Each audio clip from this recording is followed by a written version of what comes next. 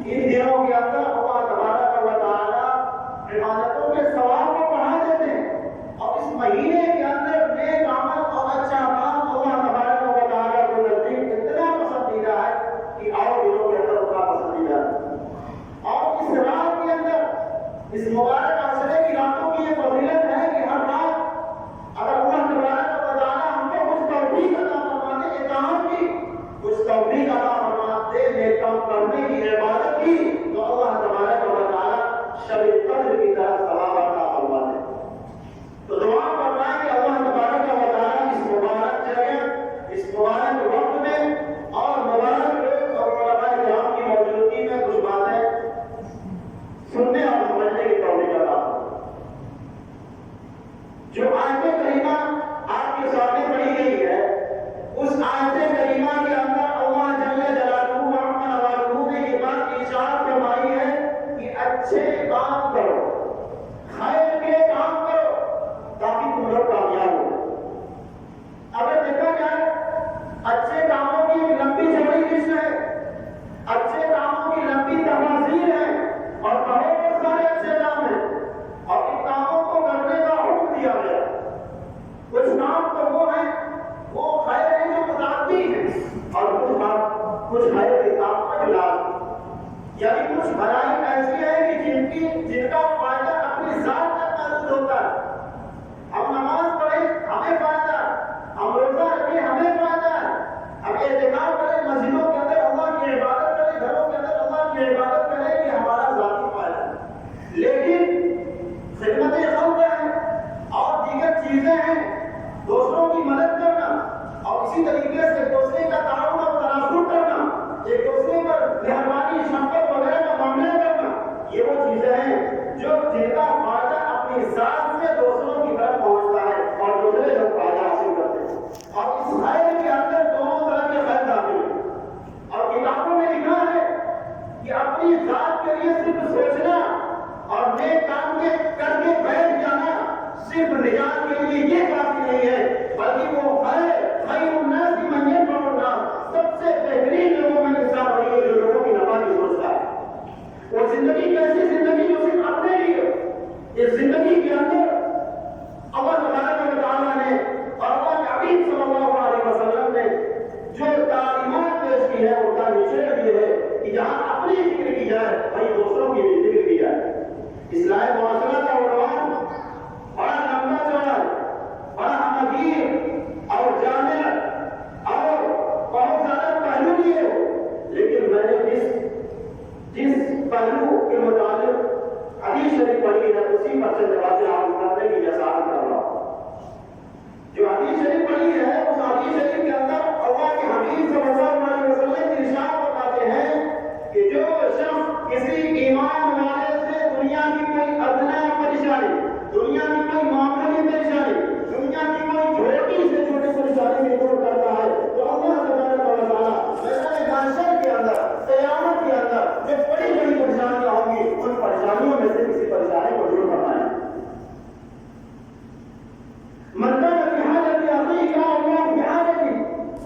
جو شخص اپنے بھائی کی ضرورت پوری کرنے کے اندر لگا رہتا ہے، اللہ تبارک و تعالیٰ اس کی ضرورت کی پوری کرنے کے اندر لگے رہتے ہیں۔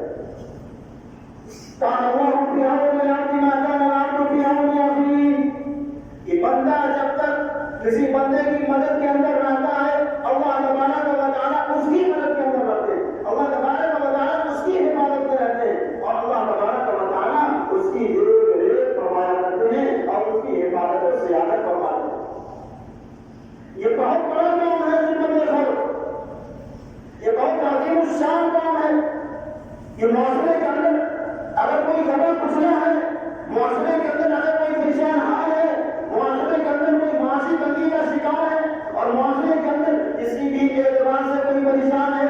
مسلمان ہوئے تب تو ہم اور بڑھ جاتا ہے، اگر غیر مسلم بھی ہے تو ایک مسلمان کا یہ حق ہونا چاہیے، ایک مسلمان کی ذمہ داری ہونی چاہیے کہ اس کی پریشانی کو دور کرے۔ المسلم والمسلم لا يظلم ولا يسلم،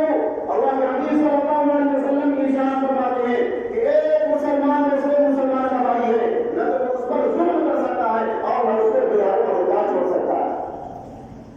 اس کو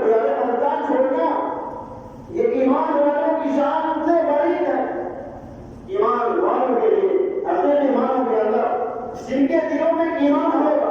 جن کے دلوں کے اندر ایمان کی مایا مضبوط ہوگی، وہ یقینی طور پر دنیا کے کسی بھی علاقے کے اندر، دنیا کے کسی بھی ملک کے اندر، دنیا کے کسی بھی ملک کے اندر اگر ایک تنہا مسلمان بھی پریشان ہے تو وہ یہاں پہ تڑپے گا، یہاں پہ پریشان ہوگا اور یہاں پہ اسے فکر ہوگی کہ کاش کہ اسی طرح میں اس کے کام آیا۔ آپ صلی اللہ علیہ وسلم نے جو ایمان والوں کی مثال دی ہے،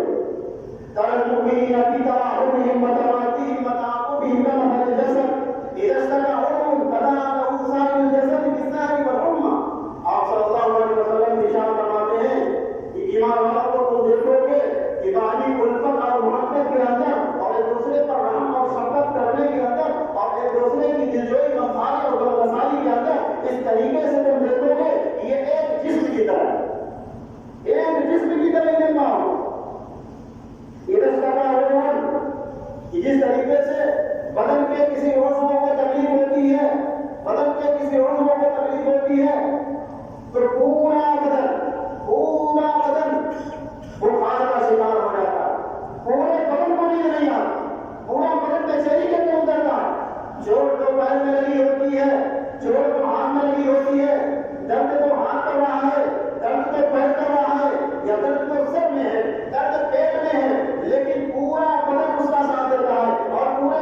بدن اس کے درد میں شریک ہوتا ہے۔ بلکہ اس سے بھی زیادہ کر کے آپ صلی اللہ علیہ وسلم نے ارشاد فرمایا کہ جس طریقے سے آنکھوں سے اس کا اظہار ہوتا ہے، آنکھوں سے آنسو ٹپک پڑتے ہیں، ہاتھ میں چوٹ لگی ہے، پیر میں چوٹ لگی ہے، پیٹ میں درد ہے، سر میں درد ہے، لیکن آنکھوں سے آنسو نکل آتے ہیں۔ اسی طریقے سے ایک ایمان والے کی مثال ہے، آنکھ کیسی ہونی چاہیے؟ اور گویا جسم ہے، افراد ہے، اعضاء قوم، اور گویا جسم ہے، افراد ہے، اعضاء قوم، منزل سرار میں اقامہ ہے جب پھر پائے اور مبتلا درد کوئی عضو ہو ہوتی ہے آنکھ، مبتلا درد کوئی عضو ہو ہوتی ہے آنکھ، اس قدر ہمدرد سارے جسم کی ہوتی ہے آنکھ، یہ آنکھ پورے بدن کے درد کے اندر شریک رہتی ہے۔ اسی طریقے سے ہمیں انسان جو اشرف المخلوقات ہے، انسانوں کی پریشانیوں کو دور کرنا، اپنے بھائیوں کی پریشانیوں کو دور کرنا، اپنے محلے کے لوگوں کی پریشانیوں کو دور کرنا، اپنے گاؤں کے لوگوں کی پریشانیوں کو دور کرنا، بلکہ پورے ملک اور پورے دنیا کے ایک انسان، ایک مسلمان کی پریشانیوں کو دور کرنے کی فکر اگر ہے تو حقیقی ایمانوں کے اندر ہمارا ایمان مضبوط ہے، اور اگر اس کے اندر جس درجے کی کمی ہے اسی درجے کے اندر ہمارا ایمان کے اندر دو صاحب نہیں۔ انسان جو اشرف المخلوقات ہے، اگر جانوروں کے ساتھ، حیوانوں کے ساتھ بھی صحیح برتاؤ کیا جائے،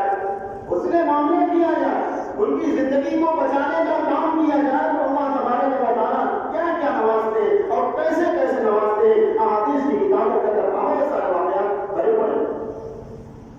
ایک واقعہ بہت مشہور ہے، بخاری شریف کی حدیث ہے، ایک بادشاہ بدکار بدکردار عورت راستے سے گزر رہی ہوتی ہے، دیکھتی ہے کہ ایک کتا بے انتہا پیاسا ہے اور وہ زمین کی مٹی کو چاٹ رہا ہے۔ اس عورت عائشہ عورت کو فوراً ترس آ جاتا ہے اور وہ عورت جو دوپٹہ ہوئی ہوتی ہے اس کو رسی کے کام میں لاتی ہے، اور جو موزہ پہنے ہوتی ہے اس کو ڈوب کا کام میں لاتی ہے، بالٹی کے کام میں لاتی ہے، اور سامنے کنواں ہوتا ہے، کنویں سے پانی نکالتی ہے اور اس کے کتے کو پیا دیتی ہے۔ اللہ کے حبیب صلی اللہ علیہ وسلم کی اشارت فرماتے ہیں اللہ تعالیٰ کو اس کی یہ عادت اتنی پسند آتی ہے، اتنی پسند آتی ہے کہ اللہ تبارک و تعالیٰ سارے گناہوں پر ستاری فرما کر، سارے گناہوں کو معاف فرما کر کے اللہ تعالیٰ اس کو جنت میں مقام عطا فرماتا ہے۔ ایک مکی کو اگر سربت کیا جائے، بہت بڑے اللہ والے، بہت بڑے بزرگ، بہت بڑے مفتی، عالم، فاضل، مصنف کتابوں کے اندر واقعہ اجماع ہے کہ روشنائی سے کچھ لکھنا چاہ رہے تھے، لکھ رہے تھے، تصدیق کر رہے تھے، ایک مکی روشنائی پر آ کر کے بیٹھ جاتی ہے۔ وہ لوگ انتظار کرتے ہیں کہ یہ پیاسی ہے، یہ مکی چوس لے، اپنی پیاس دور کر لے تب میں لکھوں گا۔ میدان محشر کے اندر جب خواب میں کوئی شخص دیکھتا ہے اور اس سے پوچھتا ہے کہ آپ کے ساتھ کیا گزرا، کیا تو کہتے ہیں کہ مجھے حیرت ہوئی، تعجب ہوا اس بات پر کہ بہت ساری کتابیں میں نے لکھی، بہت ساری تقریریں کی، بہت سارے اسلامی معاشرہ پر بیانات کیے تھے اور بہت زندگی تک طلبہ کو پڑھاتا رہا، لیکن ساری کی ساری چیزیں ایک طرف رکھی گئی۔ اگر کوئی عمل پسند آیا اور اللہ تعالیٰ نے مغفرت کی تو یہ کہہ کر کے کہ تو نے اس دن مکی کا لحاظ کیا تھا اس بنیاد پر تو بخش دیا جائے۔ بہت بڑی چیز ہے، بہت بڑی چیز ہے خدمت خلق۔ ہمارے اعمال ایسے اعمال نہیں ہیں کہ صحیح معنوں کے اندر ہم اللہ کے سامنے پیش کر سکیں۔ ہمارے اعمال کے اندر قصور ہے، ہمارے اعمال کے اندر کمی رہتی ہے، ہم کوئی عمل نہیں کر پاتے اور ہمیں اس کا احساس بھی ہے۔ اسی لیے کہا گیا ہے ہر عمل کے بعد استغفار وغیرہ کرنا چاہیے تاکہ اس کمی کی کچھ نہ کچھ تلافی ہو جائے، اور ڈرتے ڈرتے کام کرتے رہنا چاہیے تاکہ اللہ تبارک و تعالیٰ اس کی برکت سے اس حقیر اور اس کمی کو معاف فرما کر کے اللہ تعالیٰ اس عمل کو مقبول بنائے۔ لیکن یہ ضابطہ بھی یاد رکھنا چاہیے کہ یہ اللہ تبارک و تعالیٰ کا ضابطہ نہیں ہے کہ اللہ تبارک و تعالیٰ کسی بات پر اس کو معاف فرما دے۔ یہ اللہ تعالیٰ کا محض فضل ہے، اللہ تعالیٰ کا رحم ہے اور اللہ تعالیٰ کی شفقت، ورنہ عمل کی وجہ سے کوئی جنت میں نہیں جا سکتا ہے۔ پھر آپ صلی اللہ علیہ وسلم کا بھی ارشاد ہے کہ صرف عمل کی بنیاد پر میں بھی جنت میں نہیں داخل ہو سکتا جب تک کہ اللہ تعالیٰ کی رحمت سے اپنے حوالہ ہوں، تو اللہ کی رحمت کے طلبگار ہوں، اللہ تعالیٰ کی رحمت کے متلاشی ہوں، لیکن ساتھ ساتھ ہم ڈرتے بھی رہیں، ڈرتے ڈرتے کرتے رہیں یہ کام۔ اس لیے اور اس کو سمجھانے کے لیے حضرت علامہ صاحب رحمۃ اللہ علیہ نے ایک واقعہ ذکر فرمایا۔ وہ واقعہ حیدرآباد کا ہے۔ حیدرآباد کے اندر کوئی نواب تھے، ان نواب صاحب کی ایک وزیر صاحب کی دعوت، گھر کے اندر آئے، آنے کے بعد وہی پانی وغیرہ جو کچھ دینا نوازی کر رہے تھے، اسی وقت ان کو ایک حرکت سنی، کیونکہ وہ جو نوجوان صاحب تھے وہ تھوڑا سا اس مثال کے تھے کہ بچوں کو چھیڑا کرتے تھے۔ ان کو وزیر کے بچے کے کان کو مروڑ دیا تھوڑا چھیڑنے کے لیے، وہ بچہ فوراً آگے آتا اور پلٹ کر کے گالی دے دیتا۔ اب وزیر صاحب کی حالت بالکل خراب ہو جاتی ہے، پختہ ہو جاتی ہے کہ اللہ کہیں ایسا نہ ہو کہ مجھ کو نوکری سے بھی معلوم کر دیا جائے، وزارت سے بھی سب کچھ کر دیا جائے اور کہیں مجھ پر داغ لگی جائے اور مجھے ایک پاسے ایک پردے کو بچا دیا جائے کہ آپ کا لڑکا اتنی تربیت نہیں کہ یہ بادشاہ کو اور اللہ کو گالی دے گا۔ یہ فوراً تلوار لے کر کے کھڑے ہو جاتے ہیں اور کہتے ہیں کہ میں اس بچے کو خود قتل کر دینا چاہتا ہوں۔ یہ اب بے ادب مستعار جو یہ بھی نہیں سمجھتا کہ بادشاہ ہے، یہ بھی نہیں سمجھتا کہ نواب ہے، اس کو تو میں قتل کرنا چاہتا ہوں۔ بادشاہ نے کہا کہ نہیں، اس کو مارنا نہیں ہے، اس کی غیرت کو دیکھو، اس کی خودداری کو دیکھو، اس کی ہمت اور عزم کو دیکھو، یہ جھکنے والا نہیں ہے، اس کے اندر ہمت ہے، اس کے اندر صلاحیت ہے اور اس کے اندر خودداری ہے اور یہ بہت بڑی صفت ہے۔ اور پھر یہی نہیں کہ اس کو معاف کر دیا بلکہ اس کے لیے ماہانہ وظیفہ بھی جاری کر دیا۔ ماہانہ وظیفہ جاری ہو رہا، بچے نے گالی دی لیکن ماہانہ وظیفہ جاری ہو گیا۔ علامہ صاحب رحمۃ اللہ علیہ نے سمجھایا اور یہ سمجھانے کی کوشش کی کہ یوں تو ہر کام ہمیں کرتے رہنا ہے، نمازوں کا اہتمام کرنا ہے، روزوں کا اہتمام کرنا ہے، جتنے فرائض ہیں ان سارے فرائض کو ادا کرنا ہے، لیکن کرتے کرتے اگر کوئی گناہ ہو جائے تو اس کو اللہ تعالیٰ کے سامنے ندامت بھی کرنا ہے، توبہ اور استغفار بھی کرنا ہے۔ وہ بات الگ ہے، وہ ضابطہ نہیں تھا کہ اس شخص نے گالی کی وجہ سے اس کو کیا دیا، انعام دے دیا۔ تو اسی کو عامر رحمۃ اللہ علیہ نے اس وظیفے کا نام وظیفہ کشنام تراشی رکھا، وظیفہ کشنام یعنی گالی کا وظیفہ۔ اب ذرا بتائیے کہ کوئی شخص جب اس زمانے کا وزیر اپنے بچوں کو یہ سکھاتا کہ دیکھو جب بھی بادشاہ آئے تمہارے یہاں، ہمارے یہاں جب بھی بادشاہ آئے اس کو گالی دینا، تم کو انعام ملے گا، تو ظاہر سی بات ہے کہ وہ وقتی معاملہ تھا، بادشاہ نے اس کی خودداری کو دیکھا، وقتی معاملہ تھا تو اس نے نواز دیا، گناہ کے باوجود بھی، جرم کے باوجود بھی، خطا اور گالی دینے کے باوجود بھی اس نے نواز دیا۔ لیکن اگر ہر شخص یہی کرنے لگے تو ظاہر سی بات ہے کہ ہر شخص پر پہلے بچا جائے۔ ضابطہ یہ ہے، اسی طریقے سے اگر ہم گناہ کرتے ہیں تو گناہوں سے ڈرنا چاہیے۔ اللہ تعالیٰ کا حال ہے، اللہ تعالیٰ کا حال ہے، اللہ تعالیٰ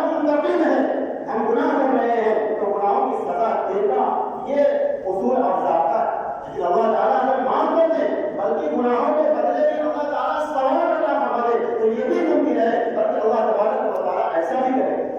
اس لیے حاصل یہ نکلا کہ ہمیں ہمارے سالیہ کے ساتھ ساتھ فرائض و مستحبات سنن وغیرہ کی ادائیگی کے ساتھ ساتھ ہمیں خدمت خلق میں بھی بڑھ چڑھ کر حصہ لینے کی ضرورت ہے. اور اس کے لیے یہ جمعیت کا پلیٹ فارم اتنا مضبوط پلیٹ فارم ہے جس سے جڑ کر کے دامنے درائے قدمیں سہنے ہر طریقے سے بات کے ذریعے بھی، اپنے کام کے ذریعے، قیمت کے ذریعے بھی، اپنے عمل کے ذریعے بھی، اپنے قدم کے ذریعے بھی، ہر طریقے سے وہ سارے لوگ جو پورے ہندوستان کے اندر پریشان ہیں ان پریشانوں کی پریشانی دور کرنے میں اپنا حصہ لگا سکتے ہیں